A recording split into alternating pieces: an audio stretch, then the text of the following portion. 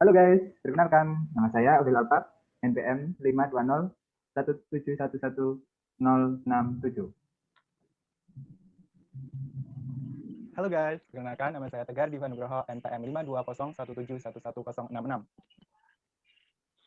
Halo guys, perkenalkan nama saya Melinda Syafira, NPM 52017111072.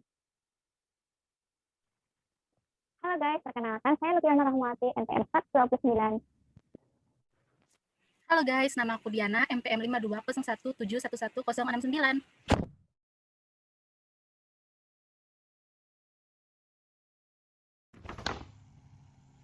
Baik, di sini saya akan menjelaskan materi tentang fungsi-fungsi media massa. Adapun fungsi-fungsinya yaitu mikro dan makro.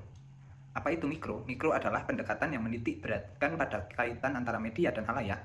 Kaitan yang dimaksud dapat berupa isi media yang dikaji dan dijelaskan dalam sejumlah teori dan analisis isi. Sedangkan fungsi makro adalah fungsi yang dimana memandang dari media kepada masyarakat luas beserta institusi-institusinya. Maksudnya, pada fungsi makro ini sebagian dilakukan di media. Adapun makro dibagi menjadi 5, diantaranya yaitu sumber lines, yang dimana fungsi ini memberikan berita atau informasi.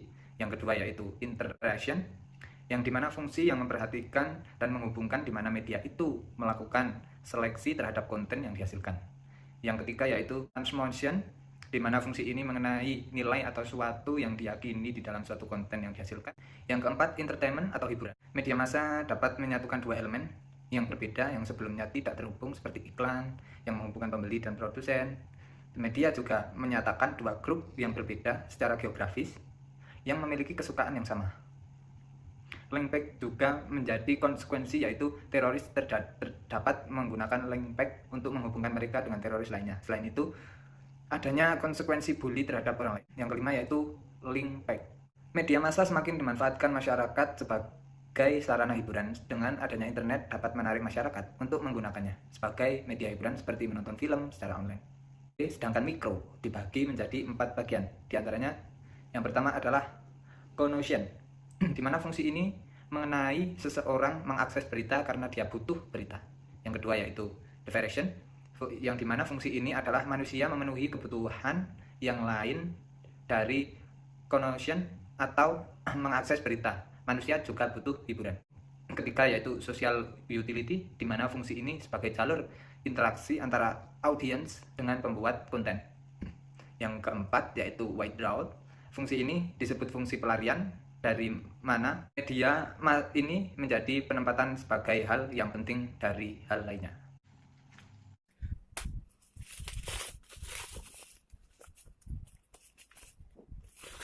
Beberapa tahun terakhir ini terjadi begitu pesat dalam konteks kepemilikan media. Di era reformasi ini, bisnis media di Indonesia sangat menjanjikan. Di Indonesia saja memiliki 12 grup media besar, dan dari ke-12 media besar tersebut ada grup media paling besar, salah satunya grup media MNC. MNC memiliki 20 stasiun televisi, termasuk stasiun lokal dan televisi berlangganan, lebih dari 20 stasiun radio, serta 7 media cetak. Kepemilikan banyak media di suatu grup bukan hanya mendatangkan keuntungan finansial, namun juga berpotensi untuk mendominasi opini publik, karena media massa sekarang merupakan sebuah mainstream yang menjadi arus informasi masyarakat di Indonesia.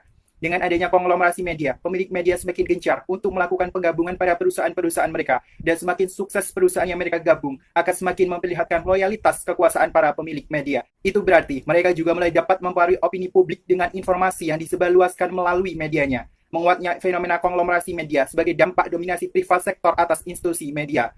Kita saat ini telah berada pada fase berbahaya karena mengancam keragaman kepemilikan isi maupun suara media. Hasil dari konglomerasi media di Indonesia akan mempengaruhi opini publik. Hal tersebut dikarenakan produk dari media. Terima kasih. Konten media massa. Media tidak bisa dipisahkan dari hubungan antar konglomerasi atau pemilik dan ruang publik. Media memiliki peran penting dalam masyarakat.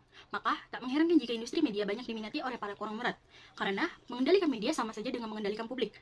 Adanya ruang publik merupakan salah satu hal yang membuat polisi media begitu penting, tetapi juga keterlibatan publik sehingga berperan penting dalam demokrasi. Dari ide itu, media membuat konten melalui pesan yang disampaikan oleh media sesuai dengan alat dan teknologi yang digunakan baik dalam format audio maupun visual ataupun gabungan audio dengan visual.